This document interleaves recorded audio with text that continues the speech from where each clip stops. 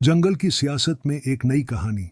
गदा बादशाह की वापसी के साथ मोहब्बत, इंसाफ और ईमानदारी की नई मिसाल कायम हुई। ये कहानी साबित करती है कि क़ियादत के लिए दिल की पाकीज़गी, नेक नीति और दूसरों की खिदमत का जज्बा ज़रूरी है। जंगल की हुकूमत को गदा बादशाह के छोड़े कई साल हो चुके थे, मगर उसको अब भी याद किया जाता था क्योंकि उसकी हुकूमत का ज़माना बड़ा लाजावल था। अब हालात इतने ख़राब हो चुके थे कि हर कोई मायूस हो रहा था और सब एक दूसरे की तरफ उम्मीद लगाए बैठे थे। इंसानों की दुनिया में नफरत, धोखा और साजिशों का बाजार गर्म था, जो कि अब जंगल की दुनिया का रुख कर चुका।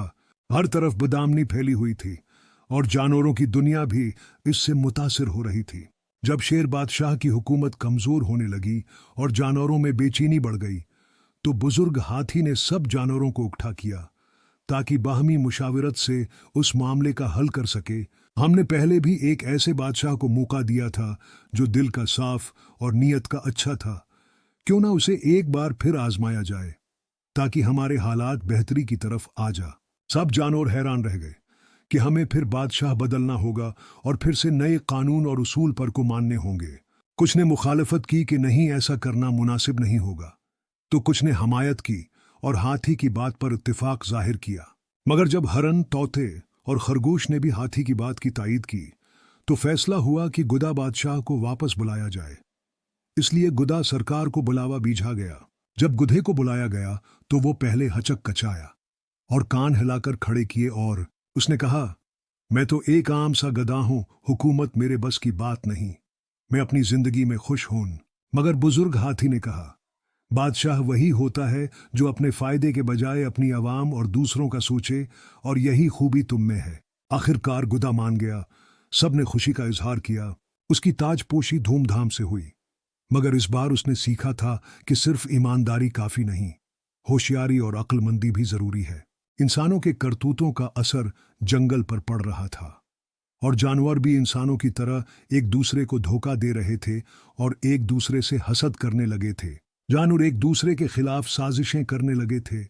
जंगल के वसाइल पर कब्जा जमाने की कोशिश हो रही थी और भाईचारे की जगह खुदगर्जी ने ले ली थी। गुदा बादशाह ने फैसला किया कि जंगल में दोबारा इंसाफ और मोहब्बत को वापस लाया जाए और फिर से अवाम को इंसाफ मिलेगा और लोग खुशहाल होंगे। उसने सब जानवरों को इकट्ठा किया और कहा, अगर हम इंसानों की बुराइयों को अपनाएंगे तो हमारा हाल भी वही होगा।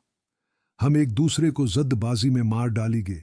हमें अपनी फितरत के मुताबिक जीना होगा। मोहब्बत, इंसाफ और एक दूसरे की मदद करना हमारा उसूल होना चाहिए।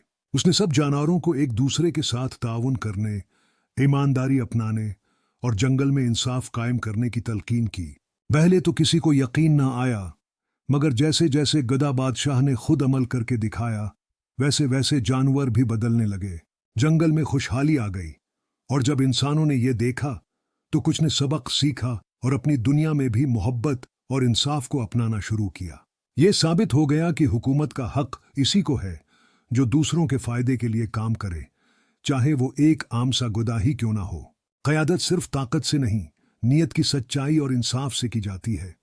अगर सच्चे दिल से आप लोगों की मदद का जज्बा सोच लो तो अल्लाह भी आपको कामयाब करता। अगर माशरे में बुराइयां फैल रही हों तो किसी को पहल करनी होगी कि अच्छाई को वापस लाया जाए, क्योंकि एक अकेला कदम ही एक काफिले की शक्ल अख्तियार करता है और तब्दीली की वजह बनता। दूसरों की गलतियों से सीखकर अपनी दुनिया को बेहतर बनाया जा सकता है, ना का मजीद गलतियां दोहरा कर लोगों की जिंदगी बर्बाद की जा। एक आम से गद्दे ने अपनी हिकमत, ईमानदारी और खुलूस से पूरे जंगल को तब्दील कर दिया।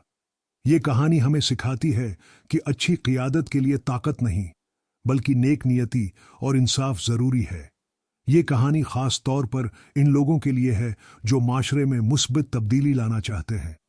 आइए इस कहानी से सीखें कि कैसे एक फर्द की नेक नियति पूरे माशरे को बदल सकती है और हमारे माशरे को तरक्की पर ला सकती है।